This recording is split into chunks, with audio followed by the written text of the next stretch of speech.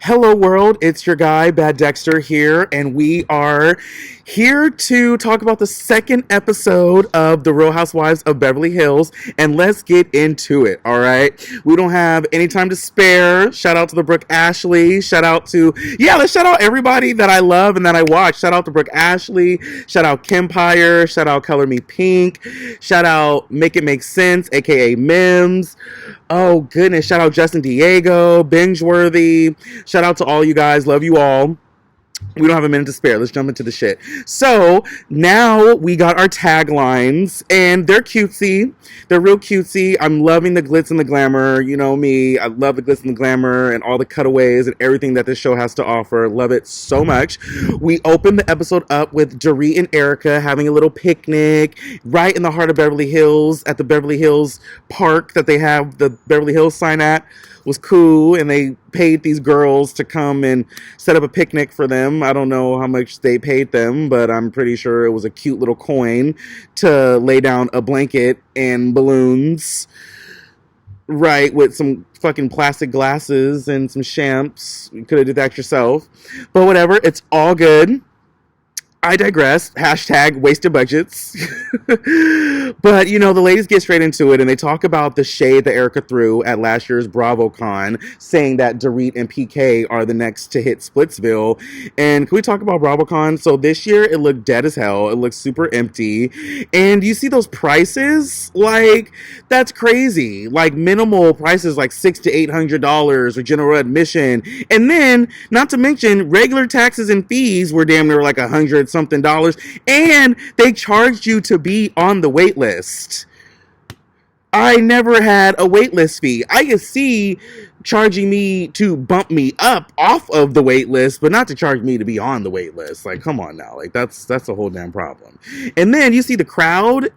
Like, the crowd was looking like their kids or their grandkids watch Bravo. You know what I mean?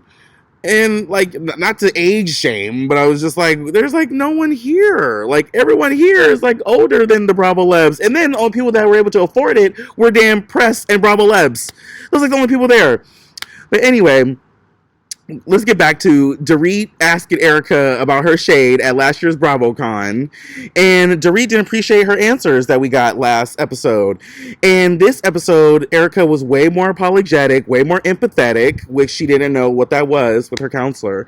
But, that's all good, And unfortunately, it came at a time where Dorit and PK were actually having issues. Erica's like, had she known, she would have tried to ruin someone else's relationship. LOL, but no LOL. We don't need to be breaking up these happy homes, but whatever's clever. Do your shit. What else is going on? Erica basically saying that she's a showman and she gave the audience what they wanted and stuff like that. Okay, Dorit called it what it was, not a showman. You're being a bitch. Like, why would you put our relationship up like that? You know what I mean? It's so rude. But, Erica apologized, and good for them. But also too, oh yeah, can we also talk to, I don't know, I'm like juggling because I'm like, I don't know if Dorit is like setting herself up to be like robbed, or these are like insurance scams. I don't know, but she sets it up so precisely. She's like, 14 months after the last robbery, I went to the bank and took out $10,000 for Christmas shopping, this and that. First of all, who pays in cash anymore? Like, who else left their cash in the 90s? Who is paying with things in cash? You had $10,000 just sitting in your purse, and you're just being followed. You didn't realize you're being followed. Like, you're not peeping your surroundings. Like, my thing is like, I'm fucking with the minimalistic lifestyle. Like, don't look like a lick. Hello? That's pretty much all I have to say. Like, don't look like a lick. Why are you bringing $10,000 in cash in your more than likely expensive ass purse to the supermarket?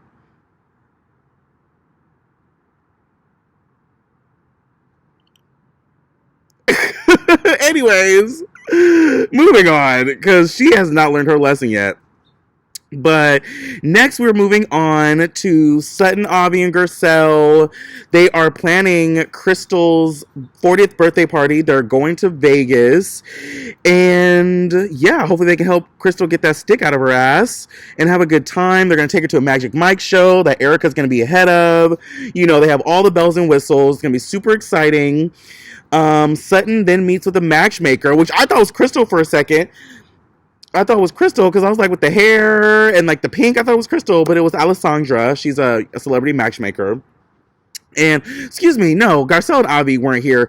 Avi was there, but Sutton was FaceTiming Garcelle. My apologies, you guys. Let me get that correct. And they are trying to get Sutton a man. You know, she's tired of swiping left. She's got a callus on her hands from swiping left so many damn times. And we need to get her a man. I thought it was super adorable last season. You know, the guy she had, you know, I thought they were, you know, cooling, vibing, cooling it, hooking up, whatever. Shout out to Charlotte Dobre. You know, the swipe life is not working for Sutton. Maybe she might need your help. What else is going on? Okay, so yeah, so Sutton is seeking someone tall and handsome and college educated. That could be finesse. You definitely don't need someone to be college educated nowadays because it's all about what you know. You know, and not what you know, but who you know. If you know somebody who knows somebody, it's like, what do you need that degree for? But whoever, to each their own. I think it's like, if you need the degree for what you want to do in life, then go for it. But like, if you don't, like, why waste the time, effort, energy, and money? You don't need it anymore. So that's what I would say. But, you know, Sutton is the one date wonder. She's been divorced for 7 years. She doesn't have a good track record with second dates. She thinks maybe it's because she's too intelligent. She's not slutty, right? She's not the slutton that we would like her to be. But, you know, I mean, wearing cat sweaters on first dates isn't my ideal for hot stuff. But hey, you know, whatever's clever, Trevor, do your shit. I mean, but also too, it's kind of like the person. But I don't know. But also too, like, would you be attracted to someone who's wearing a cat sweater? Or would you be attracted to someone that was dressed kind of slutty? I mean, it depends. It depends on the vibe, depends on the person, depends on the mood. You know, whatever. Stop being fat and poor. I should make shirts like that. Stop being fat and poor. It's not my fault. Sutton thinks she's intimidating. I don't really think she's that intimidating. Yeah, I don't think she's intimidating at all, actually. Since she's the first child, she's an overachiever, and she definitely can't deal with a weak man. I feel that. Who does? We definitely don't need to be dealing with no weak men over here. But yeah, Alessandra definitely has her work cut out for her. And next time, you know, they link up, hopefully she'll have 3 eligible bachelors for slutting. Now we finally have a scene with Crystal. She is linking up with her brother Jeff and her husband Rob. They go to Gracias Madre. I wonder if I've been to Gracias Madre. I think I've been to Gracias Madre. I don't know if they have a location here in the Bay, but I don't know. But the food looked good.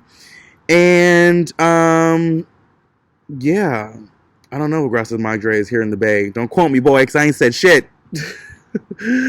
But yeah, so Crystal's brother Jeff is like the Chinese Justin Bieber. He's like a really poppin' Chinese pop star, and he's like, you know, like really poppin'. He's like out there apparently. And even though Crystal's younger, she's a mature one. He's the free spirit. And this scene, they're having a heart-to-heart of about Jeff calling off his wedding. Unfortunately, during COVID, his wife and himself were separated due to him. I think he was in Mexico and she was in China, and he had to, you know, go back to America, but she only had a Chinese passport, so she couldn't make it back. And Gracias Madre is right around the corner from where they were going to have their bridal shower and all the festivities and everything. So, you know, it was a little triggering, and Crystal feels that it's because of her that they possibly broke up. But, you know, that's what she feels. That's not necessarily what he feels, because he didn't voice that to our knowledge. But then they started talking about dating and all this other stuff. And Jeff is 41. And Rob was 40 when he met Crystal when she was 21. And he asked Crystal, like, how would you feel if I was in my 40s and brought home someone 20 years younger than me? You know what I mean? Because even Crystal was like, when she came home and was like, oh, I met this movie producer and he's 20 years older than me. And Jeff was like, oh, God. And then he met Rob. Rob was like the coolest person ever. But when he met Rob, he's like the shirt halfway unbuttoned. He wore sunglasses inside. He's like, who's this douche, like this dickhead, like what is going on? But also too, my thing is, it's like being with someone half your age or someone like 20, 30 something years older than you or around that. It's like, what do you talk about? It's like, what am I lacking to where you fit that being 20 years younger than me that I can't have that conversation with someone my age? You know what I mean? They're like, oh, well, if you meet someone that's as mature as Crystal was, this and that. But I'm like, how mature could she be and how immature could you be for you guys to link at 21 and 40? I don't know. That's just me. I don't know. But also, too, how do you feel if your 18-year-old daughter brought home a 32-year-old man? You feel me? Or your 35-year-old son brought home an 18-year-old female. Like, it's like, come on. Like, come on. Think about your kids. Think about your siblings. Like, think about that shit. That shit's weird. That shit's weird. It's weird.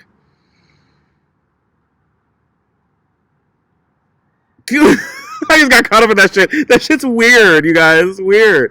Anyways, next we have Kyle and Dorit riding in Kyle's new whip. Yes, Kyle and Connecticut Dorit. That's what I'm going to call her. Connecticut Dorit. So they are riding with Dorit's brown locks flowing in the wind of Kyle's new Range Rover. Loving that for her.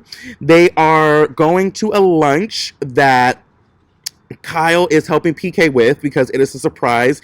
He is trying to set up the mood of the Pretty Woman movie. I have not seen Pretty Woman, unfortunately. I need to go see it. I want to watch it now because of Color Me Pink. Shout out Color Me Pink. She was talking about that's one of her favorite movies, and I was like, I've never seen it. Oh my god! So I need to go watch that. It's definitely a classic, and then go check it out. For when Julia Roberts was playing a prostitute and. Oh God, what's his name? Was it Richard Gere or something like that? One of those famous older white male actors was in the movie. And, it's a classic, so I need to go watch that. And so Kyle's helping PK set up the scene. So she's distracting Dorit for this surprise. Super adorable. Dorit is tripping out. I need air. She pulled a Shannon, broke the fourth wall. Then she pulls a Ramona, complaining that it's not the presidential suite, and how in the movie he got one of everything on the menu, and all she got was some fruit and crackers, water, and champagne she had to pour herself. But it's cutesy. Love it. Cutesy. Love that for them. They also, Dorit also brings up Kyle and Mauricio having their issues. So that definitely was probably a scene that they set up, but it definitely worked because Dorit is clocked in this. Connecticut Dorit is clocked in this season, and we're here for it. Yes, ask your friend about everything we are hearing through the tabloids because we want to know. All right? Because we want to know. Period. We're not respecting the privacy or the silence or anything like that. Man. And Kyle is saying how she feels that she needed freedom and space and everything like that. So that's what she's going through. What else do we have here, honey? Oh, yes, and they go to the Beverly Wilshire Hotel, which is amazing. So I love this. So ever since I've been watching all these shows, so for the past 18 years, I've been would it be the word we're conjuring? I've been writing a list of all the places that they go all these years. I've been getting it from Love and Hip Hop Hollywood, Basketball Wives LA, Real Housewives of Beverly Hills, and just all the other LA shows. So I definitely need to add that to the list. The Beverly Wilshire Hotel, also the Beverly Hills Hotel. So we can go check that out, have a meal. Next, we move to the scene where Garcelle is visiting Sutton with her Postmated lunch, and Sutton speaks about not being in the boardroom of her marriage, you know what I mean? And all the important decisions go on in the boardroom. She wasn't having it, she wasn't feeling it, so now she is with it. And, you know, like Suge Knight said, if I'm paying all the bills, don't be tripping if I tell you to shut the fuck up, bitch, and go get me a drink. And not to call Sutton a bitch, but it's like that could be either or. Like that could be for the man or the woman. It's like if I'm paying the bills and I'm taking care of you, go grab what I asked you for, ho. Just saying, you know, you feel me? That's what it is. What it is, you know. And you know, I definitely could see that because like I grew up seeing the difference and the power dynamics, and you know, having this parent be the breadwinner and this other parent might have resentment, and it's just like a whole mess. And you definitely feel that energy. Kids definitely feel all of the energies. Definitely, kids are not dumb. And you know,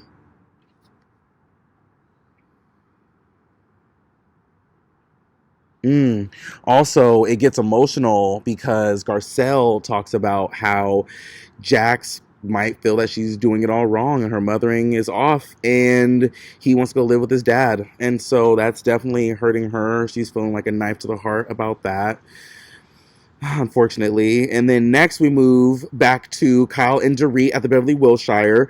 Dorit finally gets the Pretty Woman reference, and she's less than impressed. She definitely wants to be in the presidential suite. She's hella unappreciative, which we're gonna see how PK feels about that later. And I thought, like, you don't need to be in the presidential. You're totally fine. The fact that you're in the hotel anyway, and it's the Beverly Wilshire, like, hello, come on. It's not screaming anniversary, but it's okay. And it was hilarious, Dorit breaking the fourth wall, and she was so emotional. Her kids had to calm her down. She's like, who's watching my babies? Where are my babies? Oh my God, what's going on? Kyle, tell me what's going on. Oh my God, da, da, da, da. Her kids were like, Mom, you know, everything's going on. Chill the fuck out. Like, you're tripping. Like, stop it. I love her babies. Jagger and Phoenix. Cannot wait to see how they're going to be when they grow up. But then again, she calms down. Her glam team comes in. Her stylist comes in. Makeup artist, everybody comes in, so now she can breathe. Oh my gosh. But I totally feel her, because like, it's hard to surprise me, because like me, it's hard to surprise me, and as a Leo, I peep everything. I might not be right about everything, but I peep everything, so it would be so hard to surprise me. I'll be like, oh my God. And then we get to the surprise, and then PK has a private singer for her, and you know they're singing the "Take My Breath Away" song, and they have the caviar, and PK's not eating it right, and it's so cute. But my thing is, I love caviar. I love the caviar with the little pancakes and the little spoons and little sour cream. They're so delicious. I love caviar. Oh, yum yum yum. And yeah, it's a whole experience. Caviar is a whole experience.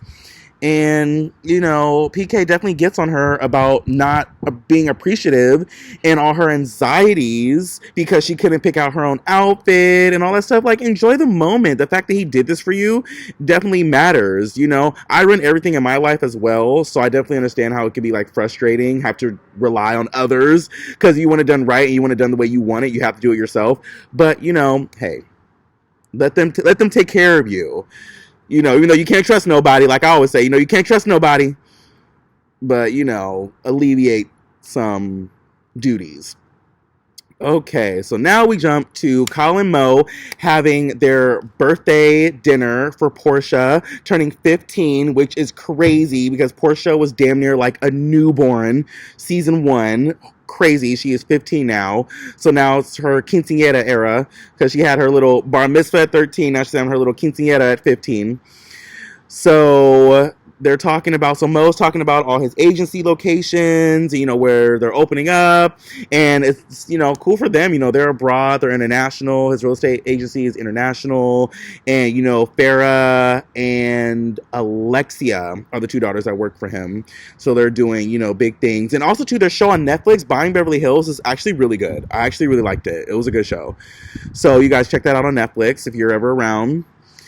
Also, so it gets good when Mauricio's mom and his dad pull Kyle to the side about all the rumors they've been hearing in the tabloids. And that got Kyle all, antsy and worked up because she's like, uh-oh, what's going on? And Kyle blames it all on her not wearing her wedding ring, because she was lifting weights and stuff like that. But usually Mauricio's mom doesn't bring it up.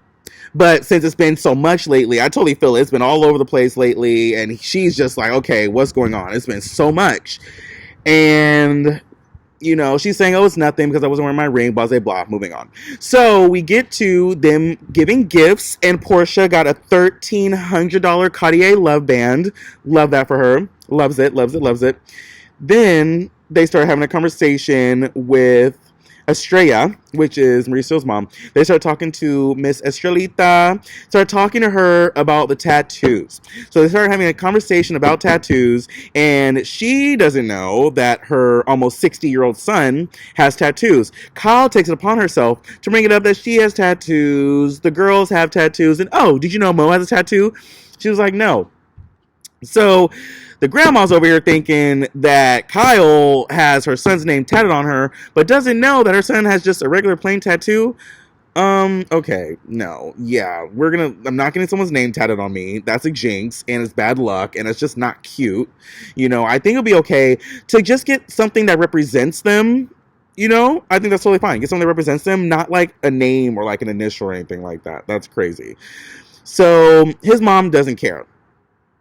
But Mauricio ain't fucking with that shit because he is so over Kyle and is so just over it because like that he's like, that's my business to tell. Like, who are you to tell her that? Like, that's my business to tell. And I understand that, but also too, hearing other people's reactions to it is like, you guys are in your fucking 50s. Like, you guys are in your fucking 50s and you're damn near about to be grandparents. You know what I mean? So it's like, who cares? Really, who cares? Who cares? Yeah, who cares? Okay. Ooh, so now we jump to the ladies preparing for Vegas, and I fucking hate Vegas. It's racist as fuck. I hate Vegas. Fuck Vegas. The only reason I would have been in Vegas was for BravoCon, or if I'm getting a check. Yeah, I don't fuck with Vegas. It's filthy. It's dirty. They recycle their water. It's like it's not the business. And then like, there's nothing to do. It's just the strip, and like that's it. Like, there's literally nothing to do. You're over it in like 4 or 5 days. Like, there's nothing to do besides like walk around, drink, and eat. Like, there's nothing to do. Yeah, so the ladies take the PJ to Vegas, and Kyle set it all up, got them red Phantoms and everything, did it all big for Crystal's 40th. I love that for them. I've never been on PJ before. I would love that. It's expensive, but it'll be worth it, if you get like a bunch of people to like pitch in. Definitely.